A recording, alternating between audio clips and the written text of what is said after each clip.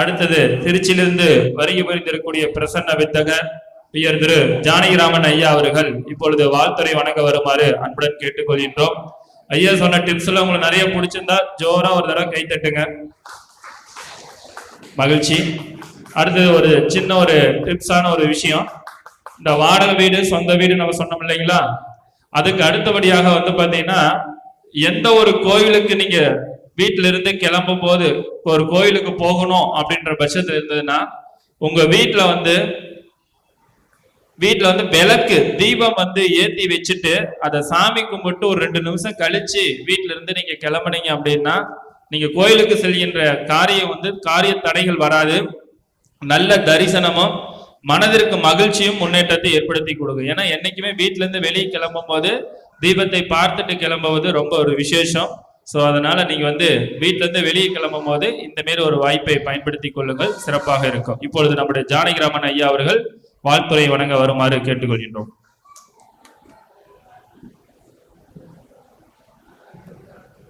அனைவருக்கும் நமஸ்காரம். ஸ்ரீ செந்தூரான் அறக்கட்டளை மாப்பிள்ளை பிரகாஷ் அவர்களால் ஆரம்பிக்கப்பட்டு மக்கள் சேவை, ஆன்மீக சேவை, ஜோதிட சேவை என்ற முப்பெரும் தொடக்க விழா பிரம்மாண்ட முறையில் மதுரையில் நடைபெற்று வருகிறது. இந்த நிகழ்ச்சியில் திருமண பொருத்தத்தை பற்றி பேசலாம் அப்படின்ட்டு வந்திருக்கேன்.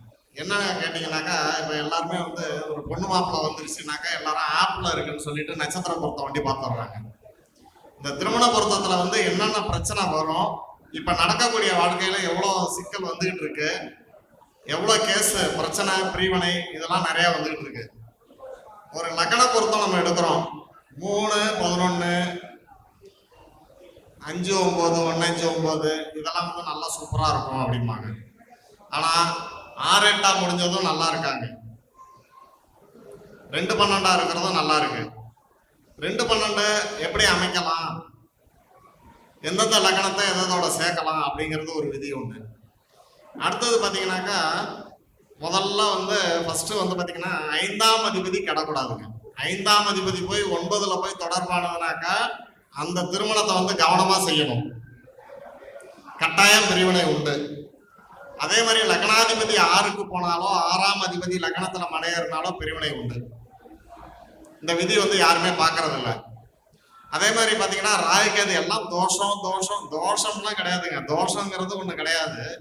2 பேரோடைய மன பொருத்தமும் அவங்களுடைய புத்திர பாக்கியம் இதை வச்சுதான் நமக்கு திருமண பொருத்தமே வருது.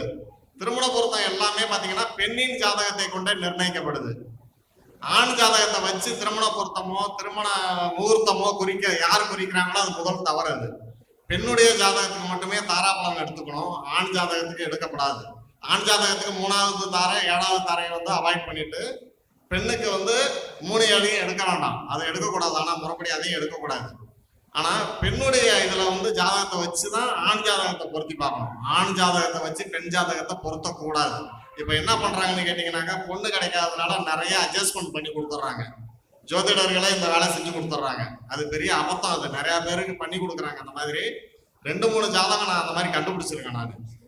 இதில் பார்த்தீங்கன்னாக்கா இதில் எப்படா பிரச்சனை வரும், எங்கேருந்து வருது அப்படின்னு பார்த்தீங்கன்னா, முதல் பாவாதிபதியான சூரியன் 1, 2, 6, 7, 8 இருந்தால் அதே 1, 2, 6, 7, 8 பெண்ணுக்கு கட்டாயம், ஆணுக்கு கட்டாயம் இருக்கணும்.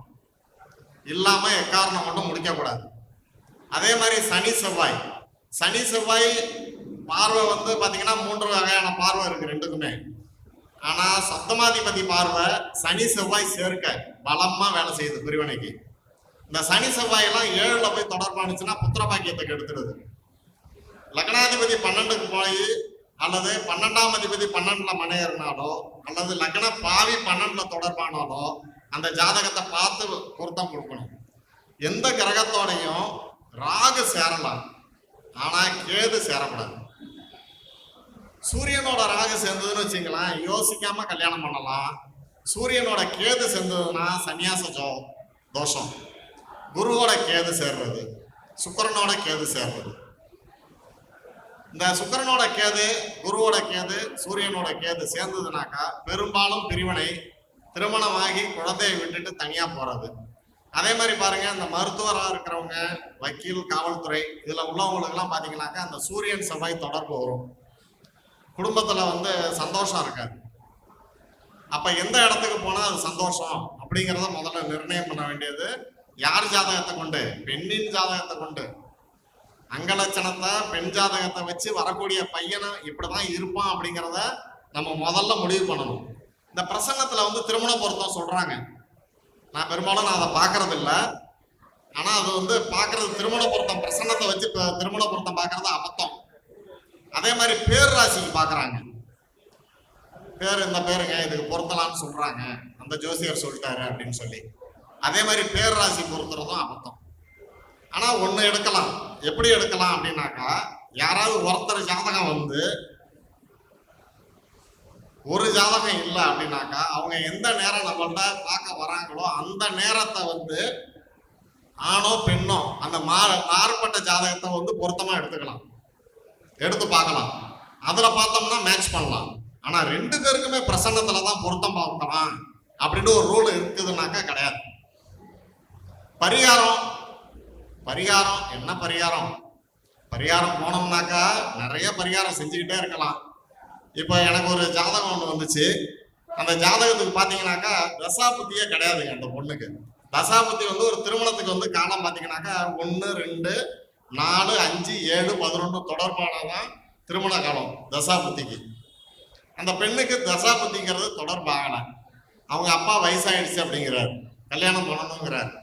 நான் ஒரு யோசனை சொன்னேன், நீ கோயில் குளம்லாம் போகாத, எங்கேயும் போய் நீ பரிகாரம் பண்ணிக்கிட்டு அலையாத, ஒரு வேலை செய், உனக்கு ஒரு மாப்பிள்ளை வரானா, பிடிக்குதா, ரைட்டு ஓகே, நீ ஃபர்ஸ்ட் பையனுக்கு நிச்சயம் பண்ணு.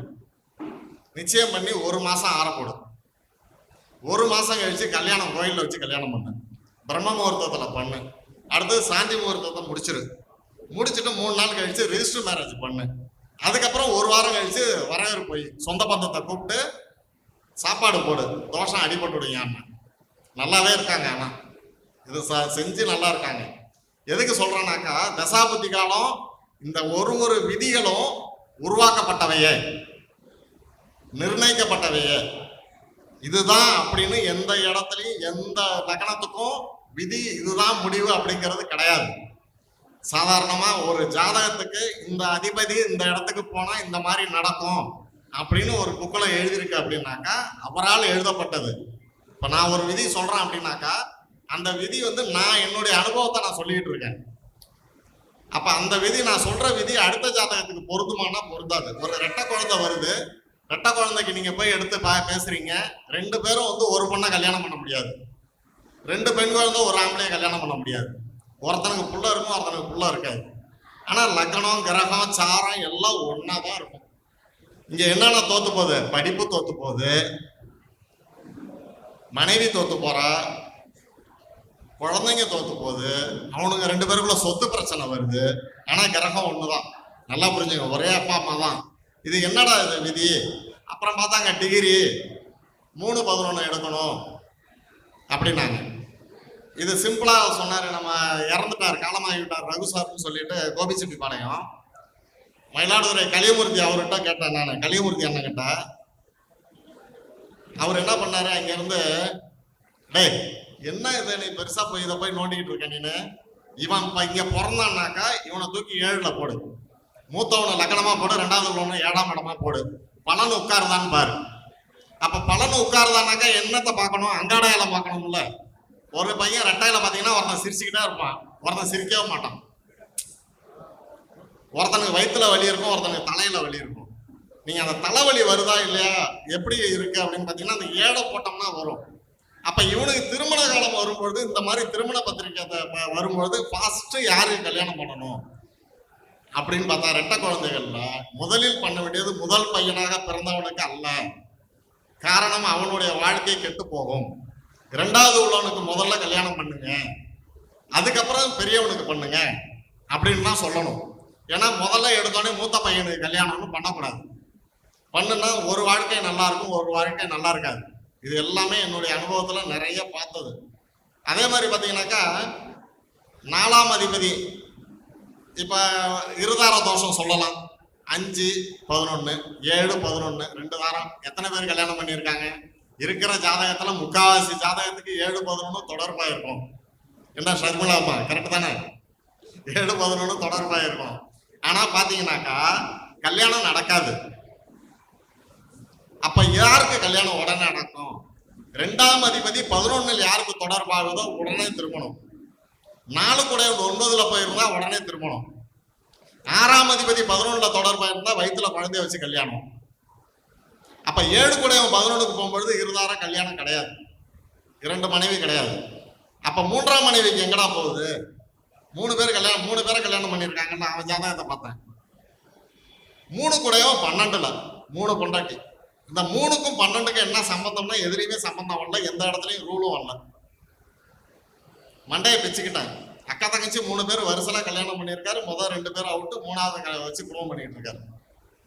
நான் இப்ப வரும்போது நான் சொல்றேன், முதல்ல பிரசன்னத்துல பாக்குறேன். பார்க்கும்பொழுது 2 சுமங்கலி மரணமானு கேட்கிறேன். ஒருத்தவங்களுக்கு குழந்தை இருந்திருக்கும், ஒருத்தவங்களுக்கு குழந்தை கிடையாதுங்கிறேன். ஆமா அப்படின்னு. அப்ப நீ அவளோட உடன் பிறந்த சகோதரி ஆமான்னு சொல்லி கேட்கிறேன். ஆமான்னு. அப்ப நீ வயிற்றுல குழந்தைய வச்சுட்டு கல்யாணம் பண்ணியான்னு கேட்டாங்க. அப்ப உன்னுடைய கணவர் ஜாதகம் இருக்காமான்னு கேட்டான். அந்த ஜாதகத்தை எடுத்து பார்த்தா அப்படியே வருது 3, 12. இங்க 3க்கும் 12க்கும் சம்பந்தமே வரல. அப்ப நான் சொன்னேன், அப்ப உனக்கு முதல் குழந்தையா வரக்கூடியவனுக்கு எப்படி அப்பன் ஜாதகத்தை வச்சு பையனுக்கு சொல்றேன், இவன் பெரிய குடிகாரனா இருப்பான் அப்படின்னு சொன்னேன். பெரிய குடிகாரன்னு. ஆமாங்க, அவன் பெரிய தண்ணி போட்டுக்கிட்டு தாங்க இருக்கான் அப்படின்னு. அவன் விபத்தை சந்திப்பான்னு. கை காலம் போனதுக்கு அப்புறம் தாம்மா அவனுக்கு கல்யாணத்தை சீக்கிரம் பண்ணுனீனாக்கா இந்த மாதிரி அமைப்புல பண்ணுனீங்கன்னா இந்த மாதிரி முடியும் அப்படின்னு. ரொம்ப சந்தோஷங்க, எப்படிங்க பண்றது அப்படின்னு சொல்லிச்சு. நான் சொன்னேன், தம்பி அண்ணன் தம்பி பொண்ணு இருக்கான்னு. இருக்கு அப்படின்னது ஆர்வமா.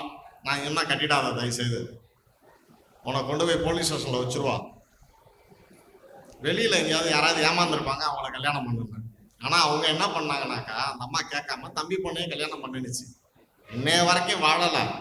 அவன் குடிகாரனா போய் அவன் அங்கங்க ட்ரீட்மெண்ட்ல தான் இருக்கான். அவன் குழந்தையோட போனவன் இன்னைய வரைக்கும் வந்து வாழல.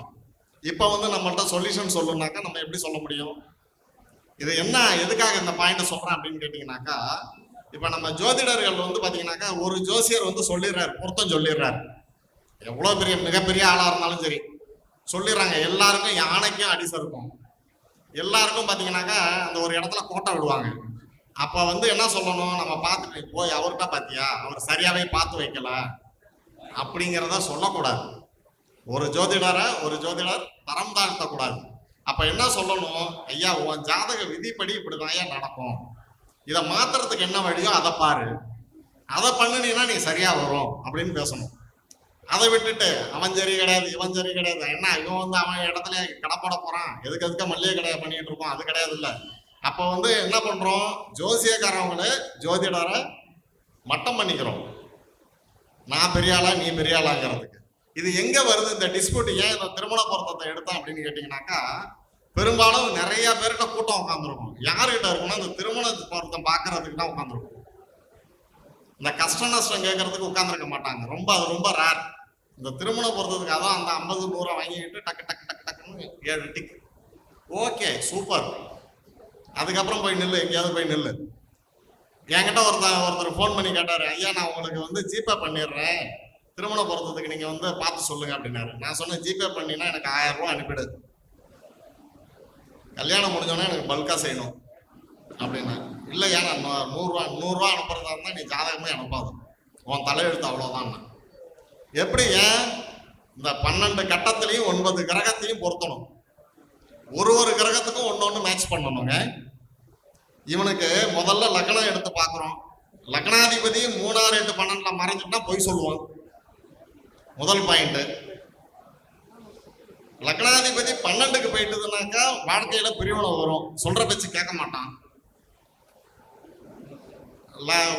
லக்னத்துக்கு 11ஆம் அதிபதி 11ல மனை ஏறிடுச்சுனாக்கா தான் நினைக்கிறது தான் சட்டம். தாய் தகப்பன் இருக்கும் காலம் வரை அவனை மாற்ற முடியாது. ஆனா அவனுக்கு வரக்கூடிய மனைவி அவன் எண்ணத்துக்கு இருக்கணும்னு நினைப்பா. இப்ப அந்த 11ஆம் அதிபதி 11ல மனை ஏறிட்டா முதல் குழந்தை என்ன பிறக்கும்? பெண் குழந்தை தான் பிறக்கும். பொண்ணு பிறந்ததுன்னா பொண்ணா பிறக்கும், ஆணு பிறந்தா ஆணா பிறக்கும். இது ஜோசியக்காரங்களுக்கு தெரிஞ்சுக்கணும். அடுத்தது என்ன பண்றோம்? 3 வீரியம். அப்ப 3 வீரியத்தை மட்டும் பார்க்கக்கூடாது. இப்ப பாத்தீங்கன்னா மூத்தது அண்ணன் இருந்தா அந்த வீட்டுல தங்கச்சி இருப்பா, நாத்தனா பிரச்சனை வரும். அப்ப அந்த 3 லக்கணமா போட்டு பாத்தீங்கன்னா அவன் தங்கச்சியோட குணம் தெரிஞ்சிடும். நீங்க நம்ம எடுத்தோன்னே என்ன பண்ணுவோம்? 3 கொண்டு போய் வீரியத்துல பார்த்துக்கிட்டு உட்காந்துருப்போம். 3 லக்கணமா போடுங்க, அவளுடைய தங்கச்சி வாழ்க்கை எப்படி இருக்கு. அந்த 3க்கு 4ஆம் இடத்தை வந்தா மாமியா எப்படி பேசுவா?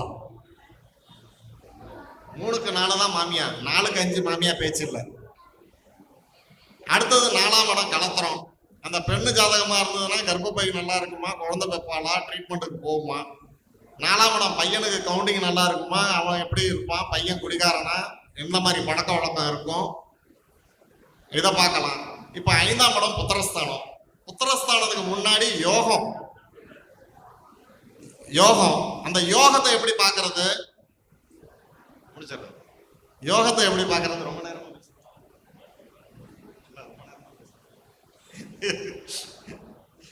5ஆம் இடம் யோகம். 5 யோகம் பார்க்காம 5ஆம் இடம் புத்திரஸ்தானம் சொல்றோம். புத்திரஸ்தானத்தை விட திருமணத்துக்கு பிறகு அவனுடைய பாக்கியஸ்தானம் எப்படி இருக்கு அப்படிங்கிறத பார்க்கணும். 5ஆம் இடம் தான், 9 கிடையாது. 6ஆம் இடம் அவனுடைய தொழில் தன்மை, தொழிலின் தன்மை. 10ஆம் இடம் தான் தொழில். 6ஆம் இடம் அந்த தொழில சம்பாதிக்கிறது சேர்ப்பானா வீணடிப்பானான்னு சொல்ற இடம் 6. 7ஆம் இடம் நண்பர்கள், கூட்டு தொழில். மனைவியை நம்புவானா நம்ப மாட்டானா. இதுக்கு ஆப்போசிட்டா அப்படியே போட்டுக்கணும். 8, 9, 10, 11, 12 பாவத்தை போட்டு இதுக்கு பொருத்தம் பார்த்துங்க. ஆனா இதெல்லாம் பார்க்கறது பாத்தீங்கன்னா ஒரு ஜாதகம் திருமண பொருத்தம் பார்க்கணும்னா 1 மணி நேரம் ஆகும். குறைச்சி அப்படிலாம் பார்க்கக்கூடாது. 5 நிமிஷம் 10 நிமிஷம்லாம் பார்க்கக்கூடாது. நம்ம பசங்கள்லாம் பார்த்தீங்கன்னாக்கா எந்த ஜாதகம் வந்தாலும் ஃபோன் பண்ணி கேட்டுருவானுங்க. கேட்காமலாம் சொல்ல மாட்டானுங்க. இல்லைன்னா உங்கள் சௌரியம் அப்படின்ட்டுருவானுங்க. ஏன்னு கேளுங்க, எடுத்தோடனே சாபம் வாங்குறது நம்ம தான் வாங்குவோம். ஏன்னா இந்த ஜோசியக்காரன்ட்ட போய் பொருத்தம் பார்த்தோம், இவன் இப்படி ஆயிட்டான் அப்படின்னு. இத்துடன் என்னுடைய உரையை முடிச்சுக்கிறேன். எல்லாருக்கும் நன்றி. ரொம்ப அற்புதமான கருத்துக்களை, நிறைய விஷயத்த திருமண பொருத்தத்தினுடைய நுணுக்கத்தை அழகான முறையில எளிமையா புரியுற அளவுக்கு சிறப்பு செய்திருக்கிறார்கள். ஜானகிராமன் ஐயா அவர்களுக்கு இந்த நேரத்துல மனமார்ந்த ஒரு நன்றியை தெரிவித்துக் கொண்டு